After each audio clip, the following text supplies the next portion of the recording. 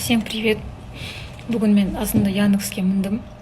Сөйтіп Яндекстен жаңағы водитель, өзіміздің қазақ ағай, өте ашулы, сондай бір өкпелі болып тұр. Ағай не болды десем, соншалықты қатыгез біз қарындасым, қазаққа дейді.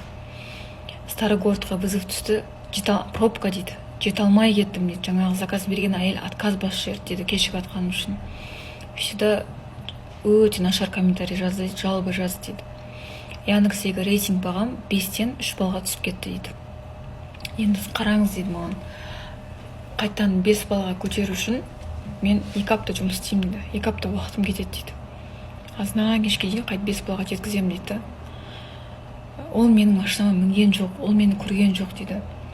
Бірақ енді жалоба страшно дейді. Яндексті менсінбейсіңдер дейді бізге. Ой, такси деп. Ой, Россияның ғой Яндекс деп дейді. Бірақ Яндексте отырған, айдап жүрген, ақша тауып жүрген семьяларын асырап жүрген сол Яндекс арқылы біздің өзіміздің мұсылман ағаларымыз, қазақтарымыз ғой өзіміздің. Мен қатты жаман, білмеймін, жүрегім ауырып кетті да. Енді ағаның түрін көрсеңіздерші енді. Это жұмыстан выговор алсақ, бір жұмыстан выговор бізге жалобы түсінші бастығымыздан. Қандай боламыз? Айлығыңды қысқартамын десінші бізге. Бітті ғой ана жақта. Настроениеміздің бәрі түседі, білмеймін. И тура сондай настроение, оказывается, Яндекстің водительдеріне біз сондай бір неміз тиіп кетеді екен, пайдамыз көп тиеді екен, егер біз 5 жұлдыз қоятын болсақ, рейтинг көтеретін болсақ, рахмет аға деп, жолыңыз болсын деп бір жылы ауыз сөз айтып кетсек та,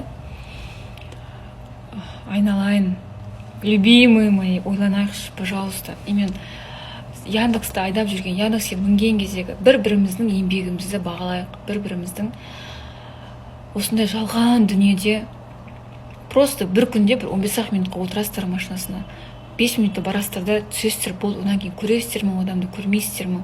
Сол мезетте, сол қысқа ғана уақытта бір-бірімізге разы болып, рахметімізді айтып, сол машинадан түсейік. Зиянымыз тимесін, тек Алла разылығы үшін пайдамыз тисін бір-бірімізге.